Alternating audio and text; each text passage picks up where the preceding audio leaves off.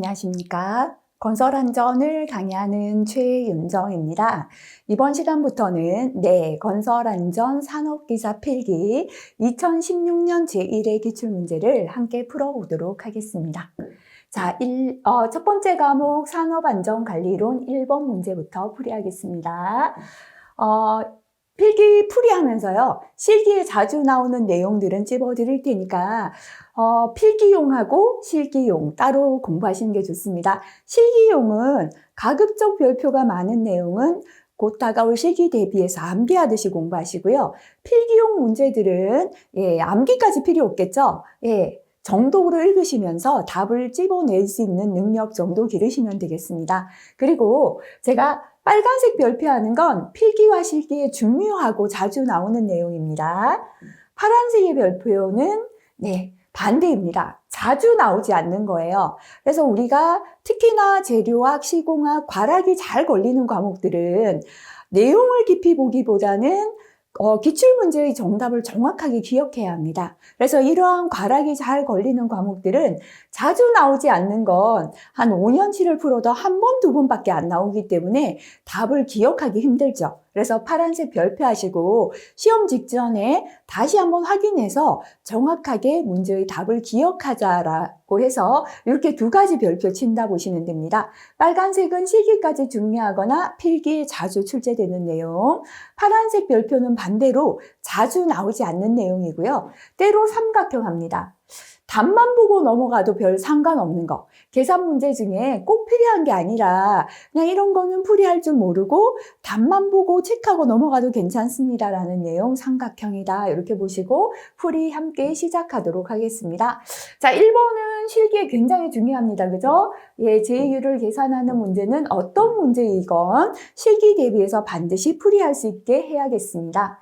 연간 총 근로시간 중에 발생하는 근로손실일수를 1000시간당 발생하는 근로손실일수로 나타내는 식은 했습니다. 자, 총 근로하는 시간 중에 1000시간당의 근로손실일수를 나타내는 건 어떤 식인가? 라는 문제죠. 자, 우리가 강도율은요. 공식이 0근로시간수분의 0근로총시간수 또는 0근로시간수분의 근로손실일수인데요. 요거를 이렇게 조금 수정하겠습니다. 최근 들어서 요 제1율에 관한 규정이 바뀌면서 통일할게요. 때로 보면 0근로시간수, 0근로총시간수, 총근로시간수 되어 있는데요. 자, 이거는 전부 다 연근로시간수로 통일하겠습니다. 그리고 위에는 총요양 근로손실일수 이렇게 수정하도록 하겠습니다. 총 요양을 요하는 근로손실일수다. 그죠? 곱하기 1000 이렇게 되겠죠. 그래서 이걸 말로 풀어 설명할 때는 이렇게 해서 1번이다 라고 했죠. 그죠? 1000 근로시간당의 요양 근로손실일수 비율을 뜻한다 라고 풀이할 수 있죠. 그래서 답은 바로 1번의 강도율이 답이 되겠습니다. 자, 2번 넘어가겠습니다. 제 원인을 간접 원인과 직접 원인으로 구분하죠. 이때 직접 원인에 해당하는 것은 중요합니다. 그죠? 자, 우리가 제의 원인에는요. 사고를 일으키는 직접 원인은 사람이 잘못했거나 인적 원인 또는 불완전한 행동이죠. 그 나머지 기계가 잘못되었거나 물적인 조건이 잘못되었기 때문이죠. 물적 원인 또는 불완전한 상태. 요 두 가지만 제의 직접 원인이다 라고 했습니다. 자, 그러면 직접 원인은 4번의 물적 원인 답이 되겠습니다. 자, 그 다음에 3번 넘어가겠습니다.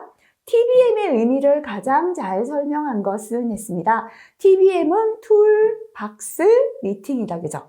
언제 하는가 하면요. 작업 전이나 종료 시에 짧은 시간 5에서 10분 동안 누가 하는가 하면 작업자가 3회에서 5인 정도로 모여서 뭘 하는가 하면 작업 시 위험 요소에 대해서 돌아가면서 말하는 방식이다. 그죠? 자, 그래서 작업 시 위험 요소에 대해서 말하는 방식인데요.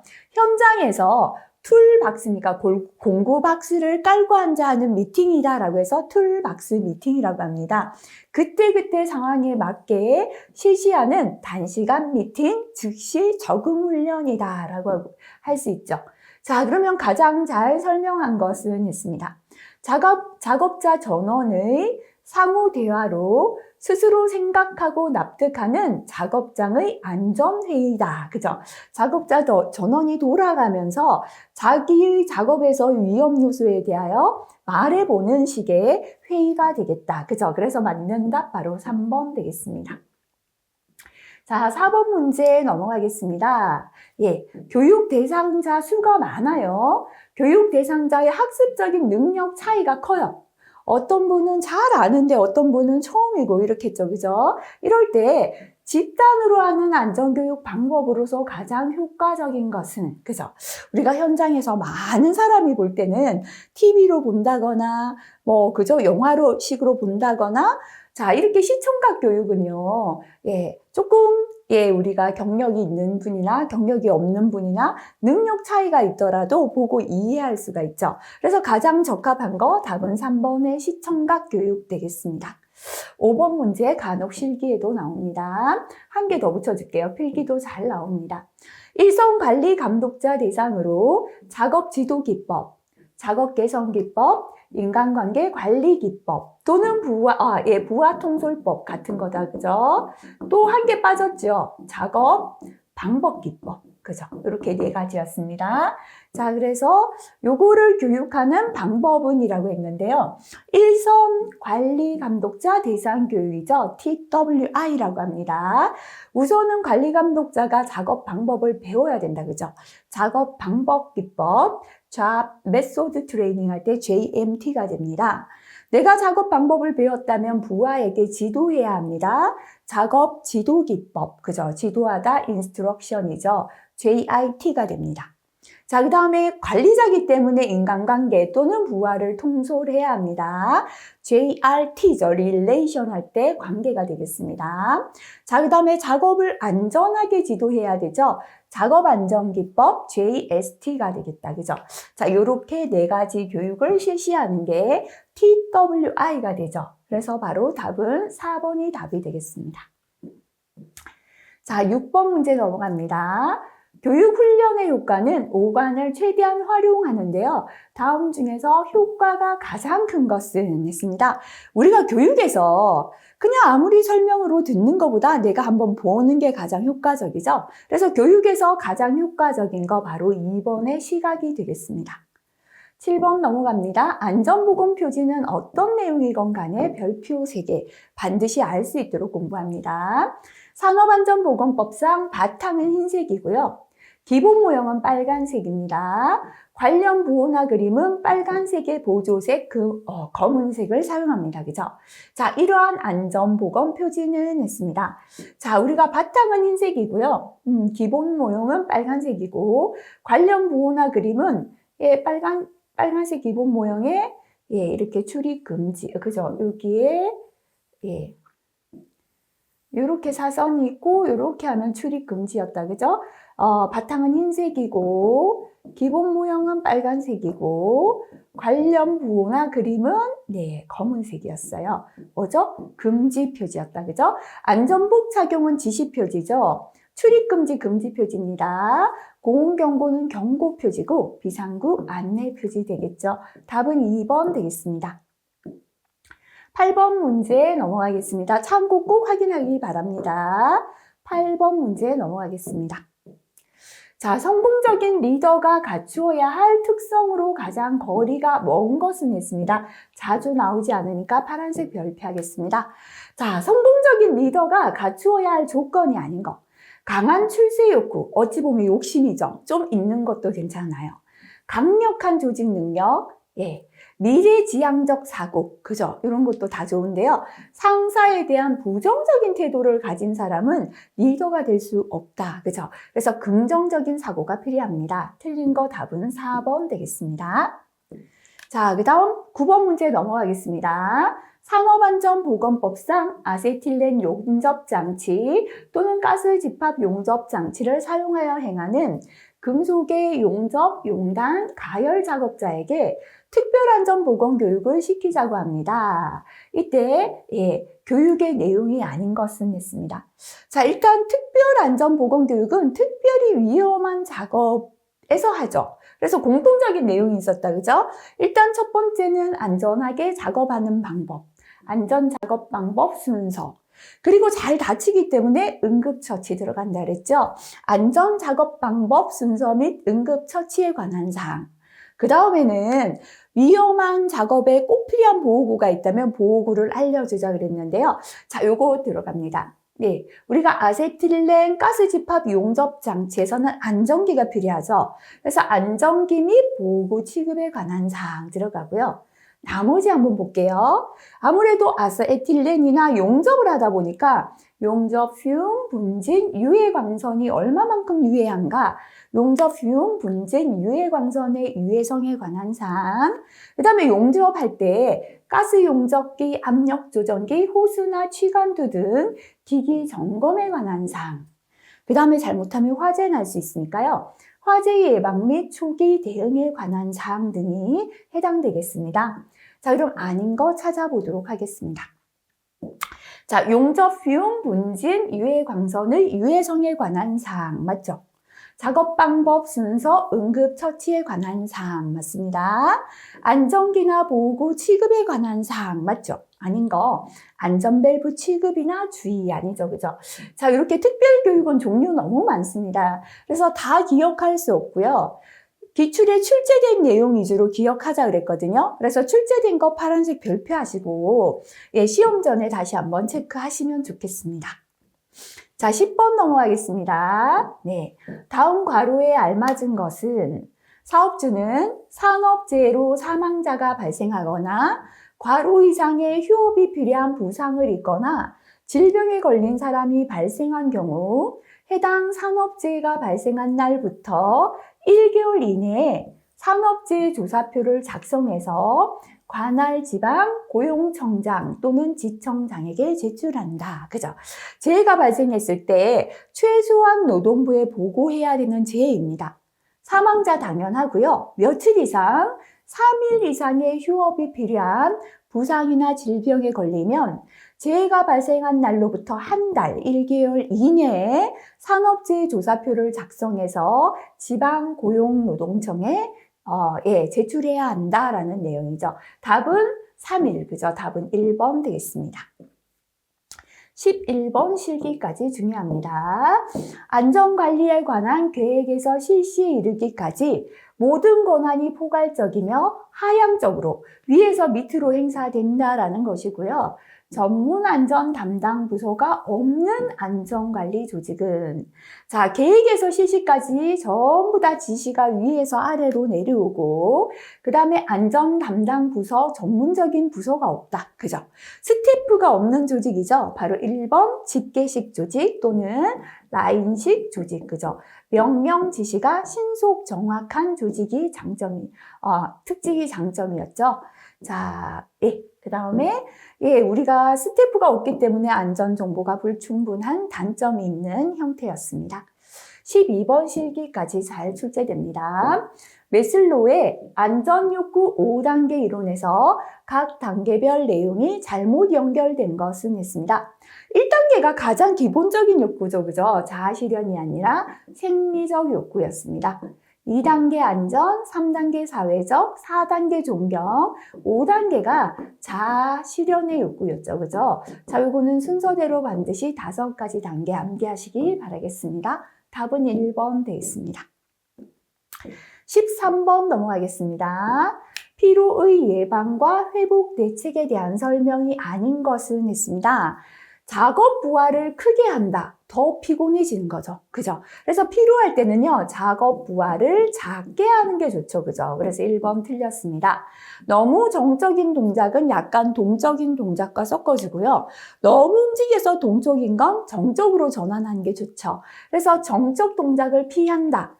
가장 틀린 거 고르니까요. 이게 완전히 틀렸죠. 요거는 너무 정적이라면 조금 피하는 거 좋습니다. 작업 속도를 적절하게 하고 근로시간과 휴식을 적정하게 하는 거 좋습니다. 답은 1번 되겠습니다. 14번입니다. 다음과 같은 착시 현상에 해당하는 것은 제가 이만한 덩어리의 햄이 있다면 햄을 가로로 자르고 세로로도 잘라서 썰어보자 그랬죠. 그래서 햄을 자르자, 햄홀츠. 그죠? 또는 헬홀츠, 외래어다 보니까 읽기 나름입니다. 그죠? 그래서 햄을 가로로 자르고 세로로 자르자. 그렇게 기억하라 그랬죠? 그래서 그림과 사람 이름 기억하시면 되겠습니다. 자, 나머지 참고 내용 한번 보고 지나가시기 바랍니다. 15번 넘어가겠습니다. 별표 3개, 실기에도 잘 출제됩니다. 산업안전보건법상 중대재해에 해당하지 않는 것은 했습니다. 자, 추락으로 인하여 1명 사망, 사망자가 1명 이상 발생한 재해, 맞다 그죠? 건물의 붕괴로 인하여 15명의 부상자가 동시 발생한 재해, 그죠? 자, 부상자나 직업성 질병자가 동시에 10인 이상 발생한 재해, 맞죠 그죠? 화재로 인하여 4개월 요양이 필요한 부상자가 동시에 3명 발생했습니다. 3개월 이상의 요양을 요하는 부상자가 동시에 2인 이상 발생한 재해, 이것도 해당되죠. 근로환경으로 인하여 직업성 질병자가 동시 5명, 직업성 질병자는 동시 10인 이상이 중대재해죠. 그래서 해당되지 않는 거 답은 4번 되겠습니다. 요거 삼각형 해볼게요. 삼각형인데요. 답만 보시기 바랍니다. 방독 마스크 흡수관의 종류와 사용 조건이 옳게 연결된 것은 했는데요. 과거 규정에 지침이 있었지만 현재는 삭제된 지 오래되었습니다. 하지만 삭제되더라도 또 문제은행식이다 보니까 문제가 나올 수는 있는데요. 그래서 이거 암기하는 거 큰 의미 없다라고 볼게요. 왜냐하면 과거 지침의 내용이고 현재 지침에는 없습니다. 답만 기억해 볼게요. 자, 방독 마스크 흡수관의 종류와 사용 조건이 옳게 연결된 거, 이것만 옳다라고 기억할게요. 유기가스용 활선탄이 옳은 것이다. 이 정도 답만 보고 지나가도록 하겠습니다. 17번 넘어가겠습니다. 하버드 학파의 5단계 교수법에 해당되지 않는 거 한 번씩 실기도 나옵니다. 하버드 학파에서 가르치는 방법은요. 일단 준비시킵니다. 그리고 교시시킨다, 가르칩니다. 가르친 내용을 연합하고 총괄해서 다른 학습에 응용시킨다 였습니다. 준비, 교시, 연합, 총괄, 응용이 되겠다. 그죠? 해당되지 않는 거 추론 단계는 없었습니다. 18번 넘어가겠습니다. 작업 시작 전 점검 별표 3개 무조건 암기해야 합니다. 실기 당구입니다. 산업안전보건법상 프레스 작업 시의 작업 시작 전 점검이 아닌 것은 프레스 다시 한번 보도록 할게요. 자, 일단 프레스는요. 작업하는데 손이 끼이는 사고가 가장 많습니다. 그래서 사고 나기 직전에 뭐 하라? 멈추라. 스탑이다. 그랬죠. 그죠? 그래서 기계 전체를 스탑하는 클러치 브레이크 기능. 그 다음에는 각각을 스탑시키는 일행정 일정지, 급정지, 비상정지 장치의 기능 묶어버리시고요. 자, 그 다음에는 방호장치가 안전해야 돼요. 그죠? 방호장치의 기능. 그 다음에 슬라이드나 칼날은 위험 부위이기 때문에 위험방지 기구의 기능. 요거 묶어버리시고요. 그 다음에 위험한 부위가 안전한가 봐야 됩니다. 프레스는 극명 부위에서 사고가 나죠. 손이 끼이잖아요. 극명 및 고정 볼트 상태를 보고 전단기는 칼날이 있어서 잘라내는 거죠. 그래서 칼날 부위가 위험하죠. 칼날과 테이블이 평행한가, 전단기, 칼날, 테이블 상태 본다. 이렇게 2개 묶으시고요. 또 하나 추가하자면 크랭크 축, 플라이휠, 슬라이드 등 연결봉이나 연결 나사가 풀리지 않았나 여부를 본다. 여기까지였습니다. 자, 그럼 이번에 찾아보겠습니다. 멈추는 스탑기는 클러치 브레이크. 맞다, 그죠? 자, 그 다음에 또 스탑기는 일행정 일정지, 급정지, 비상정지 장치 기능. 맞습니다. 그 다음에 위험 부위 보자 그랬죠. 프레스는 극형 및 고정 볼트. 맞죠, 그죠? 매니플레이터 작동의 이상 유무는 뭐였죠? 산업용 로봇의 작업 시작 전 점검이었습니다. 답은 2번 되겠습니다. 자, 19번 가겠습니다. 네, 실기에도 간혹 출제됩니다. 레윈의 법칙 중에 환경 조건 E가 의미하는 것은 했습니다. 레윈은요, B는 인간의 행동은, F는 뭐냐면 함수 관계다, 몇 배다 관계고요. P는 개체 자질이죠.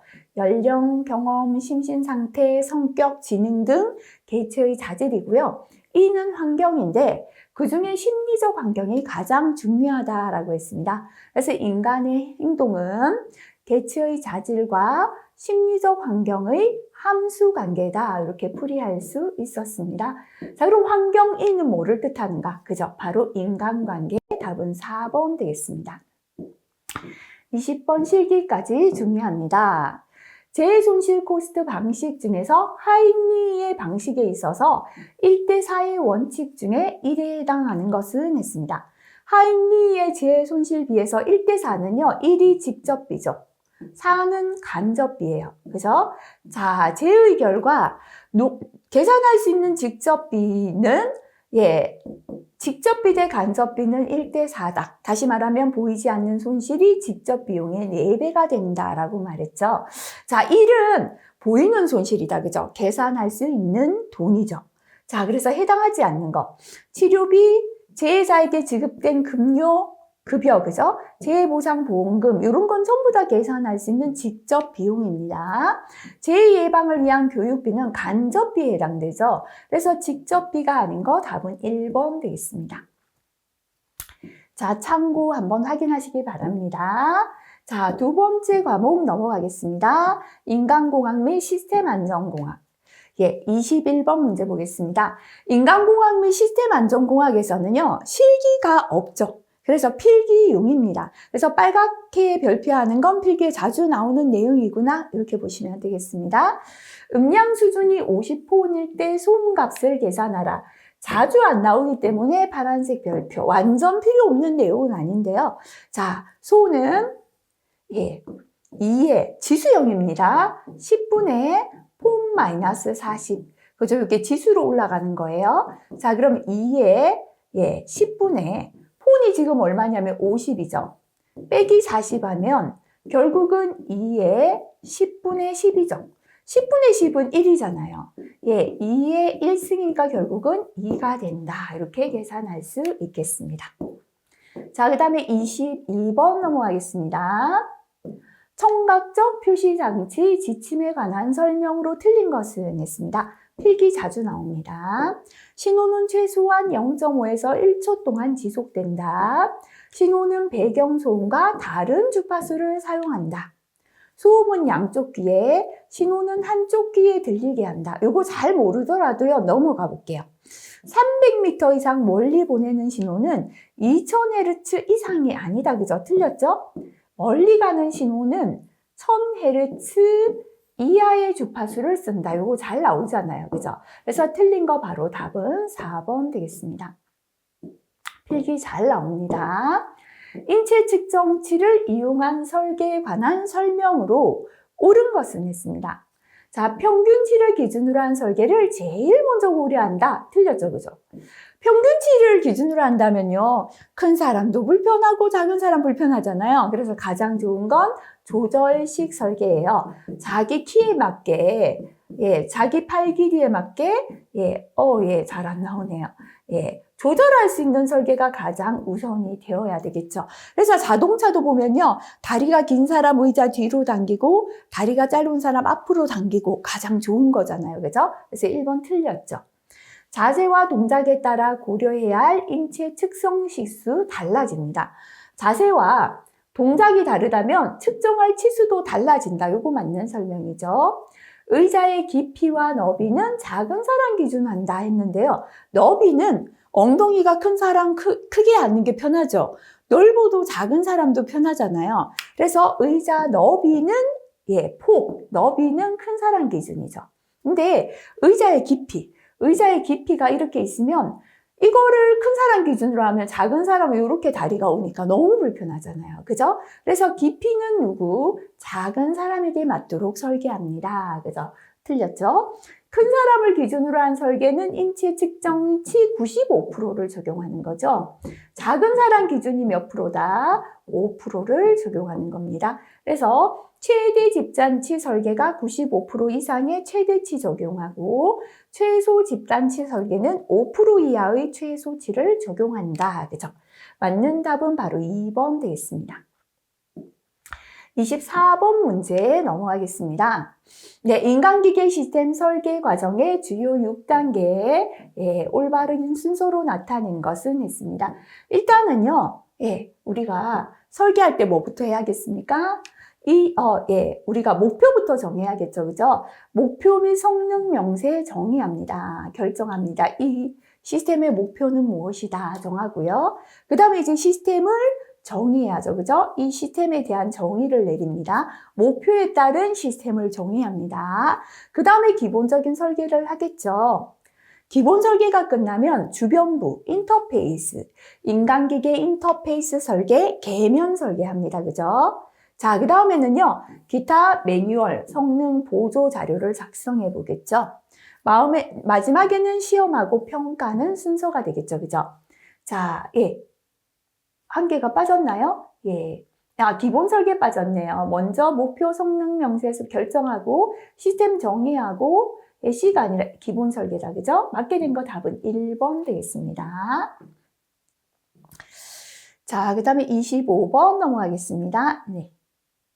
파란색 별표 한번 할게요. 중요하지 않은 건 아닌데 그다지 자주 나오진 않습니다.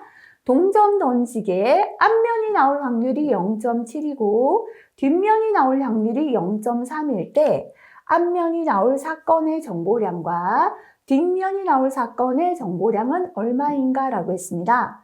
자, 정보량의 G는 로그 밑이 2인 로그입니다. 그래서 계산기에 보면 로그, 네모라고 되어 있는 요거 없는 계산기도 있어요. 근데 공학용 계산기 사실 때는 요 버튼 꼭 기억하시기 바랍니다. 그래서 요 버튼을 누르면 커서가 여기 갑니다. 요 밑에 있는 네모에다 2를 집어넣으시면 되고요. 화살표를 위로 조정하면 커서가 여기 갑니다. 위의 값을 대입하시면 됩니다. 자, 그럼 해볼게요. 일단은 A부터 계산할게요. 로그 밑이 2인 로그이고요. P가 뭐냐면 대안이 실현될 확률입니다. 자, 일단 정보량 A는 앞면이 나올 확률이 0.7이다라고 했기 때문에 P분의 1이니까 0.7분의 1 요거 계산하시면 됩니다. 뒷면이 나올 확률 0.3이었죠. 로그 밑이 2인 로그이고요. 확률 0.3분의 1 요거 계산하시면 돼요. 자, 그럼 계산기를 누르실 때는 좀 전에 말씀드렸다시피 로그에 밑을 집어넣을 수 있고 위를 집어넣을 수 있는 요 버튼 누르시면 돼요. 그러면 커서가 여기 움직이면 여기다가 밑이 2인 로그다. 그죠? 그 다음에 화살표 있죠? 계산기에 이렇게 화살표 있잖아요. 그죠? 화살표를 가지고 커서를 위로 이동시키면 됩니다. 여기는 그대로 1 나누기 0.7 이렇게 괄호 하시면 돼요. 그리고는 커서가 위에 있기 때문에 밑으로 이동해서 여기 와서 는 이렇게 눌러주시면 되겠습니다. 자, 이렇게 계산하니까요. A는 0.52로 B는 1.737이 나옵니다. 계산기 꼭 본인 거 사용할 수 있도록 계산해 보시기 바라겠습니다. 답은 2번 되겠습니다. 26번 넘어가겠습니다. 고온 작업자의 고온 스트레스로 인해 발생되는 생리적인 영향이 아닌 것을 냈습니다. 첫 번째, 피부와 직장 온도 상승한다. 고온에서 작업하니까 상승합니다. 발하는 땀이에요. 그죠? 스웨팅 증가 그랬죠? 땀이 증가합니다. 심박 출량의 증가, 가슴도 좀 심장 뛴다, 그죠? 근육에서 젖산 감소로 인한 근육통과 근육 피로가 증가한다 했는데요. 젖산은 뭐냐면 피로 물질이에요. 그래서 너무 고온에서 스트레스를 받으면 피로해지죠. 젖산이 증가하기 때문에 피로 물질이 몸에 쌓여서 근육통과 근육 피로가 증가하게 됩니다. 그래서 틀린 설명 답은 4번입니다. 자, 이것도 파란색 별표 다시 한번 체크하시면 좋겠습니다. 자, 27번 넘어가겠습니다. FMEA, 그죠? 필기 잘 나옵니다. 위험성 분류 중에서 카테고리 2에 해당하는 것은 있습니다. 자, 우리가 FMEA 위험성 카테고리는요, 1이 가장 치명적이죠. 생명이나 가옥의 상실, 사람은 생명을 잃는 거니까 치명적이죠. 죽는 거잖아요. 재산 중에 가옥을 상실하니까 가장 치명적입니다. 카테고리 2는 임무 수행의 실패, 잘못하는 거예요. 그죠? 3는요, 활동의 지연. 똑바로 했는데 늦게 했죠. 요까지 그래도 좀 그나마 다행이다. 그죠? 카테고리 4는 소신실과 역량이 없다. 무시해도 되는 단계가 되겠습니다. 자, 그래서 카테고리 2는 뭐가 되겠습니까? 예, 잘못한 거죠. 사명 수행의 실패. 그죠? 답은 바로 3번 되겠습니다. 28번 넘어가겠습니다. 다음 중 일반적으로 가장 신뢰도가 높은 시스템의 구조는 했습니다. 직렬은 부품 여러 개 중에 하나만 고장나도 전체는 고장이에요. 스탑. 그저 신뢰도가 낮습니다. 병렬은 부품이 10개 있죠. 9개가 고장나고 하나만이라도 정상이면 시스템은 정상 작동됩니다. 시스템의 신뢰도가 가장 높은 게 병렬 연결 구조가 되겠다. 그죠? 답은 2번 되겠습니다. 29번 넘어가는데요. 파란색 별표 잘 나오지 않습니다. 자, 중량물을 반복적으로 드는 작업의 부하를 평가하기 위한 방법이 NIOSH 들기 지수입니다. 이때 고려되지 않는 항목은 했습니다. 굉장히 틀리기 쉬워요. 자, 보면 들기 빈도죠. 그죠? 들기 빈도라는 건 빈도 계수가 들어가 있습니다. 자, 수평 이동 거리인데요. 수평 계수가 들어가 있으니까 이동 거리인 것 같지만 수평 계수는 보세요. 네. 예, 수평 계수라는 건 들기 지수를 적용할 때 몸의 중심에서 물체의 중심까지 수평 거리를 뜻해요. 몸 중심에서 이 물체가 얼마나 수평으로 떨어져 있는가를 뜻합니다. 그래서 수평으로 이동한 거리가 아니죠. 그죠? 그래서 수평 거리지 수평 이동 거리 요거 틀렸습니다. 손잡이 조건 요걸 흔히 답하기 쉬운데요. 여기에 손잡이가 어디 있습니까 하는데 여기에서 CM 커플링 계수죠. 커플링 계수가 뭐냐면 물체를 들 때 미끄러지거나 떨어뜨리지 않도록 손잡이 등이 좋은지를 반영한 계수가 커플링 계수입니다. 그래서 여기 손잡이 조건 맞는 거죠. 그리고 허리 비틀림은 우리가 비대칭 계수 들어가 있죠. 그죠? 그래서 답은 바로 2번 되겠습니다. 요거 주의하시기 바랍니다. 30번 넘어가겠습니다. 작업자가 소음 작업 환경에 장시간 노출되어서 소음성 난청이 발병했다면 이때 청력 손실이 가장 크게 나타나는 주파수는 했습니다. 그죠? 우리가 초기의 청력 손실은 4000Hz 부근에서 가장 크게 나타난다라고 했죠. 답은 바로 3번의 4000Hz 되겠습니다. 31번 넘어가겠습니다. 다음 중 시스템 안정성 평가의 순서를 가장 올바르게 나열한 것은 자, 우리 공장에서 난 사고를 다 안전성 평가해 본다. 그죠? 일단은 자료를 정리합니다. 그래서 성격이 유사한 자료끼리 모으자 그랬죠. 추락 따로, 감전 따로, 낙하 따로. 그죠? 자료 정리해서 정성적 평가합니다. 그 다음 양으로 평가하니까 추락 10건이에요. 낙하가 2건이고 감전 1건이고 주요한 사고가 추락이다. 이렇게 정량적으로 평가합니다. 자, 중요한 것부터 뭐 하자? 대책을 수립해야 된다. 그죠? 그래서 정성적, 정량적, 그 다음에 대책을 수립하고요.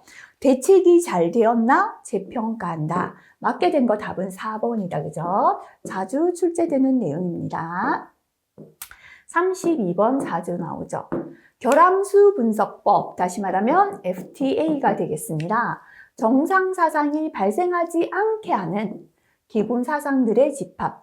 정상 사상을 발생시키는 기본 사상, 다시 말하면 사고를 일으킨 원인을 모아놓은 건 커셋이죠. 정상 사상, 그저 고장을 발생시키는 기본 사상, 원인들의 집합이 커셋이다라고 했습니다. 반대가 패스셋이다. 그죠? 시스템의 고장을 일으키지 않는 기본 사상, 고장들에 대한 대책들의 집합이 바로 패스셋이다라고 했죠. 그래서 발생시키지 않는 기본 사상은 답은 4번의 패스셋이 답이 되겠습니다. 33번 잘 나옵니다. FT도에 사용되는 논리 기호 중에서 AND 게이트는 했죠. 자, 아래가 직선인 게 AND 게이트다. 그죠? 자, 곡선된 게 OR 게이트죠. 자, 요거는 결함을 나타내는 결함 사상.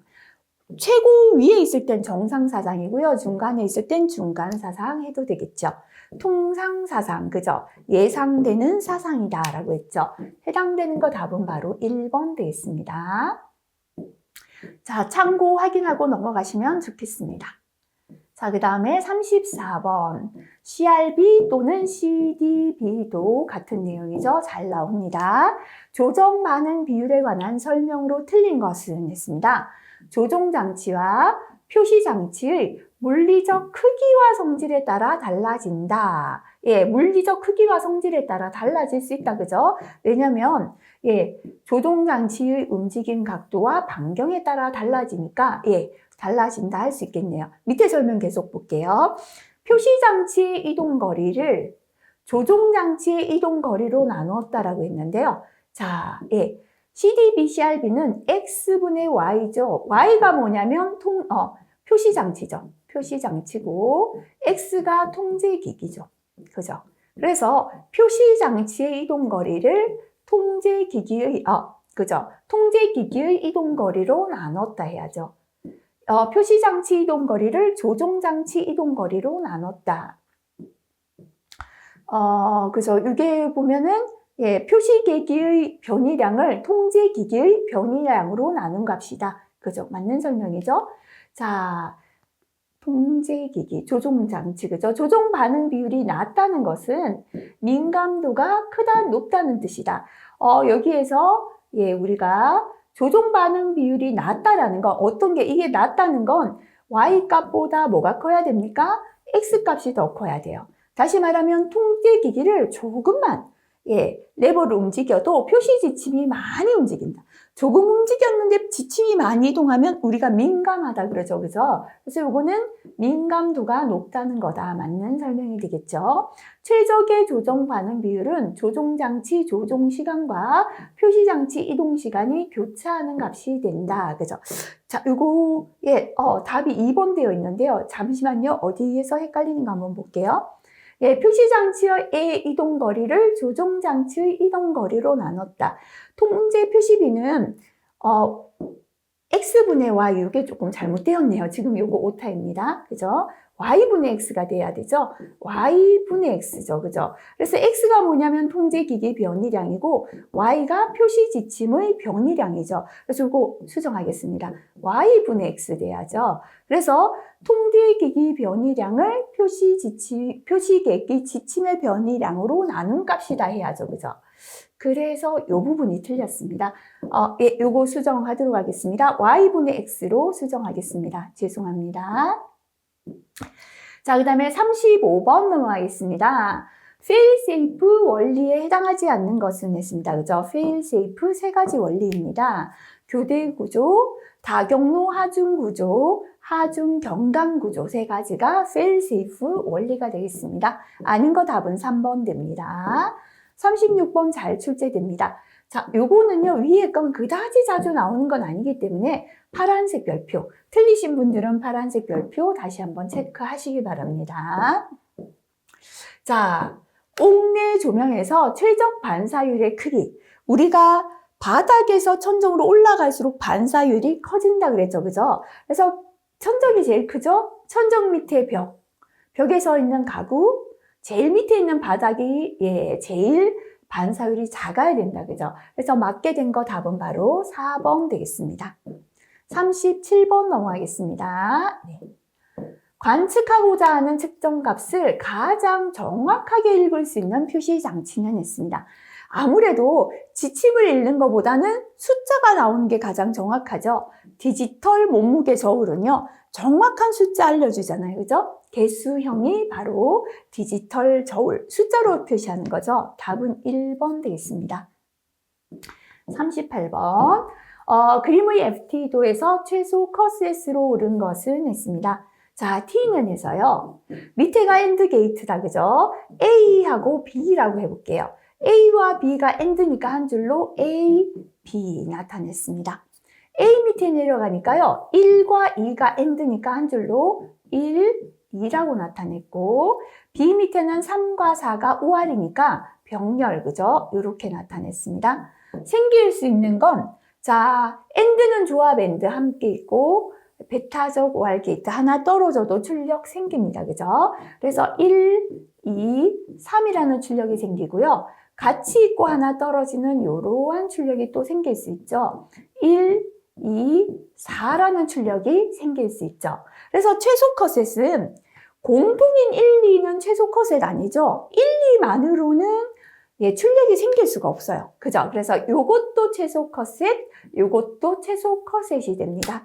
그래서 최소 컷셋으로 옳은 것은 했으니까 1, 2, 3, 1, 2, 4. 답은 2번이 답이 되겠습니다. 39번 넘어가겠습니다. 네. 설비의 보정과 가동에 있어서 시스템의 고장과 고장 사이의 시간 간격, 뭐와 뭐 사이가 between이죠. 그죠? 그래서 MTBF가 답이 되겠죠. 평균 고장 시간 간격이 되겠습니다. 답은 3번 되겠습니다. 40번입니다. 요거 파란색 별표 하겠습니다. 에너지 대사율 RMR입니다. 그런데 요 내용 자체가 틀리기가 조금 쉽습니다. 자, RMR의 공식부터 한번 볼게요. 우리가 RMR은 기초 대사량분의 노동 대사량 또는 작업 대사량이죠. 그래서 기초 대사량하고 노동 대사량의 비를 가지고 작업 강도는 에너지 대사율로 나타낼 수 있다라고 했습니다. 요건 다시 말하면 기초 대사량분의 작업 시에 소비하는 에너지 마이너스 안정 시 소비하는 에너지로 나타낼 수 있습니다. 자, 그럼 설명 보도록 할게요. 1번 작업 대사량은 작업 시 소비 에너지와 안정 시 소비 에너지 차로 나타낸다. 맞다, 그죠? RMR은 작업 대사량을 기초 대사량으로 나눈 값이다. 맞습니다. 산소 소비량 측정할 때는 더글라스 백을 이용한다. 요거 맞습니다. 기초 대사량은 의자에 앉아서 호흡하는 동안에 측정한 산소 소비량으로 구한다. 자, 우리가 의자에 앉아서 호흡하는 건 쉬는 거죠. 그래서 요거는 기초 대사량이 아니라 우리가 아까 여기서 아까 보면 작업 시에 소비하는 에너지가 있고 안정 시 소비하는 에너지가 있는데요. 안정이 쉬는 거기 때문에 안정 시 소비하는 에너지를 의자에 앉아서 호흡할 때의 산소 소모량으로 계산합니다. 그래서 안정 시 소비 에너지가 의자에 앉아서 호흡하는 동안에 소비한 산소 소모량을 측정하는 것이다. 그죠? 틀린 설명 4번 되겠습니다. 자, 이번 시간 여기까지 풀었고요. 다음 시간에는 41번 건설 시공학 이어서 공부하도록 하겠습니다. 수고하셨습니다.